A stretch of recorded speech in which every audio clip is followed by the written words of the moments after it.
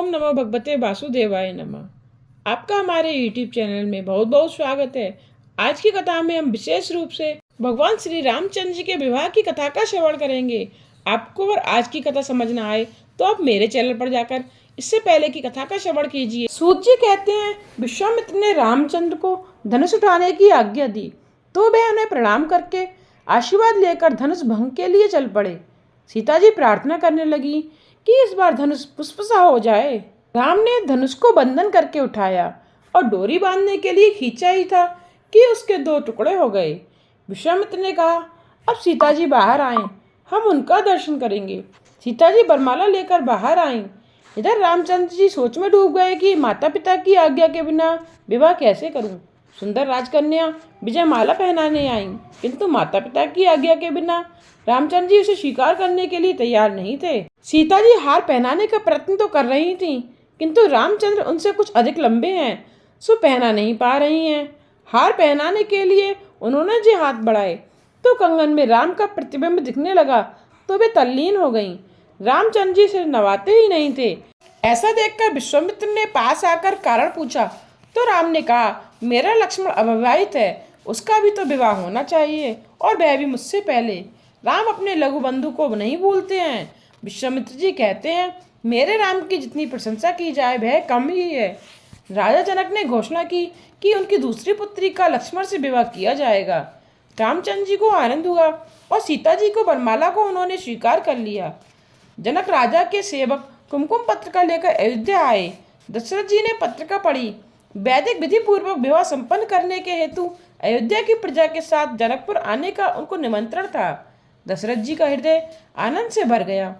वे जनक सेवकों को पुरस्कार देने लगे तो उन सेवकों ने कहा, हम इसको स्वीकार नहीं कर सकते क्योंकि हम तो कन्या पक्ष के हैं।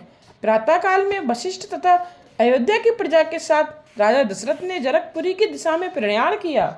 मार्ग में शगुन भी अच्छे हुए। 2 पवित्र ब्राह्मण मिले तथा सिर पर पानी की मटकी और बालक को लेकर आ रही सौभाग्यवती नारी भी मिली। बारात जनकपुरी आ पहुंची। जनक और दशरथ का मिलन हुआ। राम लक्ष्मण को लेकर विश्वामित्र जी आए। दोनों पुत्रों ने पिता को प्रणाम किया। नारद जी ने विवाह का मुहूर्त बताया। मार्गशीर्ष मास के शुक्ल पक्ष की पंचमी और समय गोरज बेला। बारात धनतेरस के दिन आई थी और बसंत पंचमी के बाद लौटी थी। रघुनाथ जी की बारात में कामदेव घोड़ा बनकर आया। काम अश्व पर बैठकर राम विवाह करने गए। जब साधारण मनुष्य विवाह करने जाता है तो काम उसी पर सवार हो जाता है। सुखदेव जी वर्णन करते हैं, राजन परमानंद हुआ है। भगवान को स्वर्ण रचित सिंहासन पर विराजमान कराया गया। एक एक राजकुमार को एक एक कन्या का दान देना है। सभी ब्राह्मण मंगलाष्टक बोलने लगे।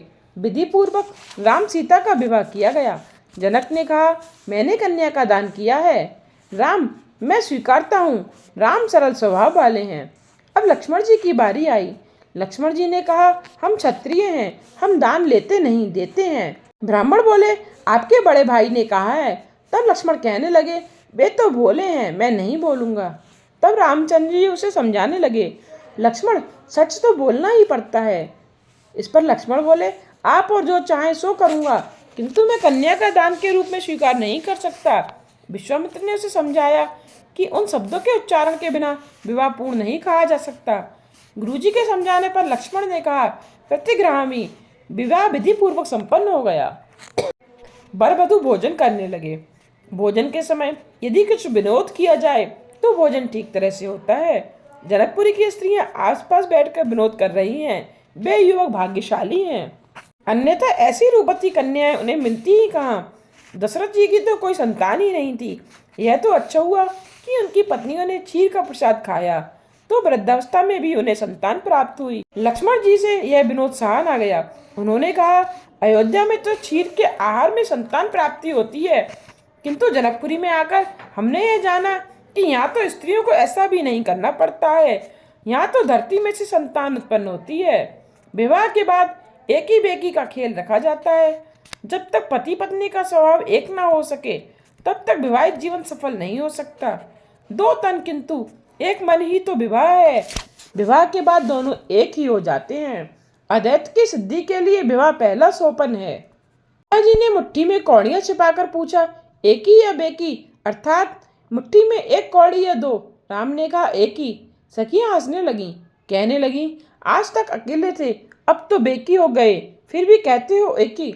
लक्ष्मण ने कहा, बड़े भैया की बात बिल्कुल सही है, उनकी भाषा में गूढ़ार्थ है। विवाह के बाद बेकी एक ही हो जाते हैं। राम और सीता अब दो नहीं, एक हैं, अभिन्न हैं। सभी को आनंद हुआ, किंतु आनंद की तृप्ति नहीं हुई। कनक सिंहासन पर रामचंद्र जी और सीता जी विराजमान हैं। राम जी का चरित्र अनंत है। राम का विवाह कथा जो प्रेम से सुनेगा उसका सदा मंगल होगा। विवाह की सभी विधियां पूर्ण होने के बाद रंग महोत्सव हुआ और सभी ने अयोध्या की दिशा का प्रयाण किया। चारों भाइयों का विवाह हो गया।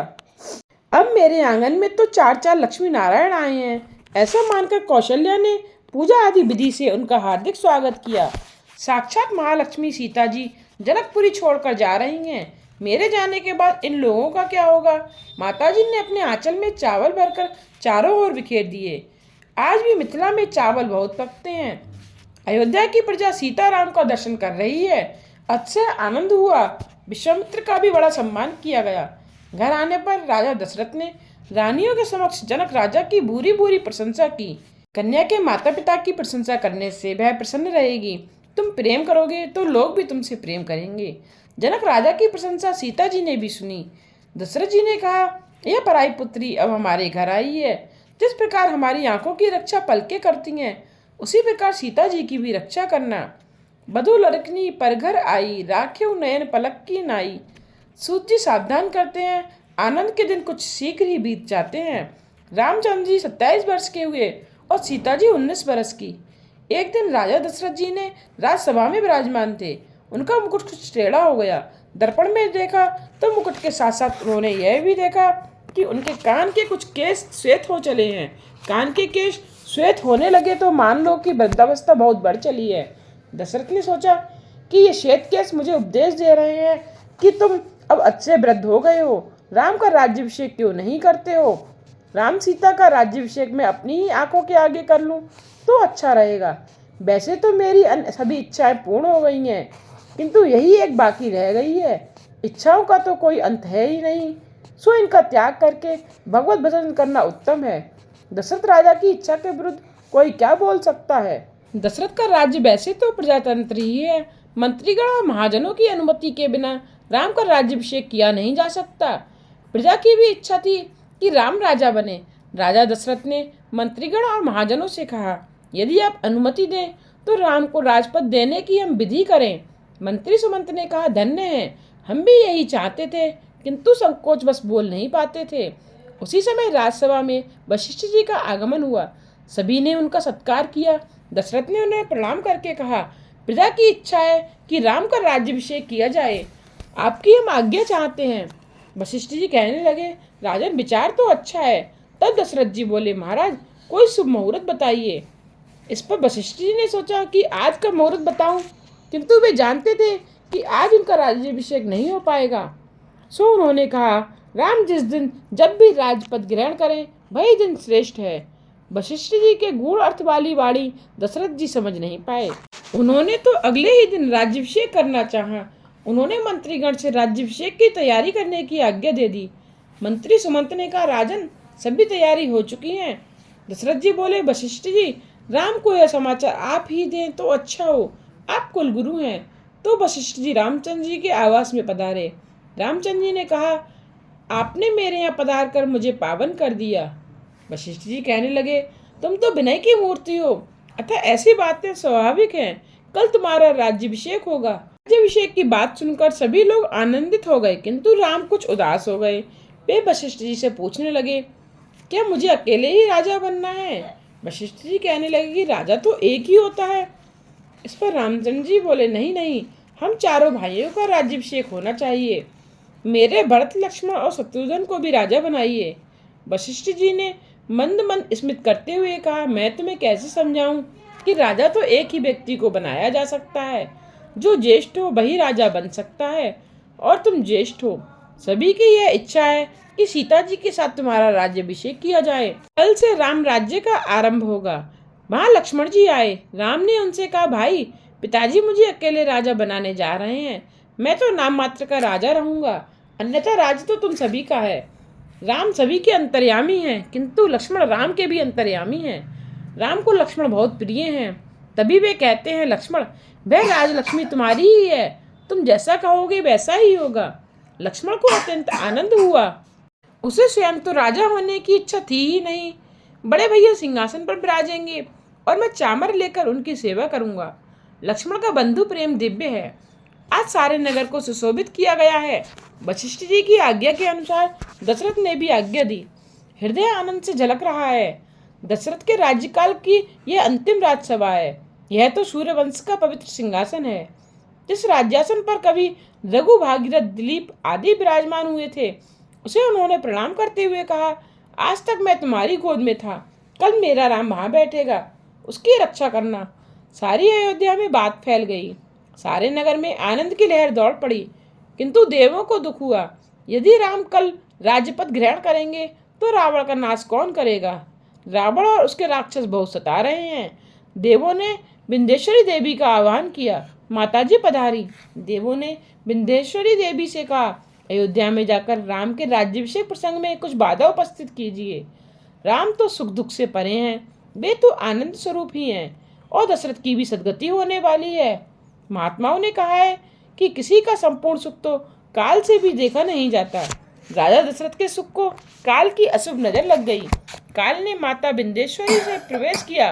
विंध्येश्वरी सोचने लगी कि अब क्या करूं, किसके शरीर में प्रवेश करूं। सोचते हुए उनके मन में मंथरा की याद आ गई। मंथरा का जन्म कैकई देश में हुआ था। विंध्येश्वरी ने मंथरा में प्रवेश किया। मंथरा अयोध्या नगरी में घूमती हुई नगर का साज श्रृंगार देखने लगी। उसने किसी से पूछा, यह कौन से उत्सव की तैयारी चल रही है? लोगों ने देखा, क्या तुझे अभी तक शुभ समाचार मिले ही नहीं है? कल राजकुमार रामचंद्र जी का राज्याभिषेक होने जा रहा है। महात्मा कहते हैं कि कौशल्या से एक भूल हो गई। जब एक दासी दौड़ती हुई आई और कौशल्या को राज्याभिषेक का समाचार सुनाया तो उन्होंने आनंदित होकर दासी को एक मोती का हार दिया और कहा, कल मेरा पुत्र राम राजा बनेगा तो तुम्हें 2-3 गांव की जागीर देगा। राम तुझे मुझसे ही सम्मान देगा। दासी आनंद भरी घर की ओर जाने लगी कि रास्ते में मंथरा मिली। मंथरा ने आनंद का कारण पूछा। दासी ने कहा, कल राम राजा बनेंगे। देख तो सही, माता कौशल्या ने मुझे यह मोती माला दी है। राजा राम कल मुझे 2 गांव की जागीर देंगे। मैं कौशल्या की दासी जो हूँ, तुम्हें जो कुछ भी नहीं मिला। परमार्थ में यदि कोई भूल हो जाए तो भगवान शायद क्षमा कर देते हैं, किंतु व्यवहार की छोटी सी भूल भी लोग क्षमा नहीं कर सकते। परमात्मा बड़ी भूल भी क्षमा कर सकते हैं। व्यवहार बड़ा कठोर है। व्यवहार में अत्यंत सावधान रहना चाहिए। कौशल्या ने अपनी दासियों को बहुत कुछ दिया, किंतु अपनी सखियों की दासियों को कुछ नहीं दिया। मंत्रा आदि को भी कुछ न कुछ दिया जाता तो वह विघ्न टल सकता था। व्यवहार करो, किंतु व्यवहार में ही डूब न जाना। जब तक साधु महात्मा को मुट्ठी भर अन्न की जरूरत रहती है, तब तक उन्हें भी गृहस्थी की भांति ही व्यवहार करना पड़ता है। जब तक शरीर है, व्यवहार छोड़ा नहीं जा सकता। व्यवहार करो, किंतु उससे परे रहकर। व्यवहार करते समय आत्मस्वरूप से संबंध न रखा जाए तो पाप होता है। मन के 2 भेद हैं, सूक्ष्म और स्थूल। मन का स्थूल अंश चाहे व्यवहार से लगे रहे, किंतु उसके सूक्ष्म अंश को तो भगवान से ही लगाए रहना चाहिए। जब पनिहारी अपने सिर पर पानी का घड़ा उठाए चलती है, तब उसका स्थूल मन सखियों की बातों में लगा रहता है, किंतु सूक्ष्म मन तो पानी के घड़े में ही अटका रहता है।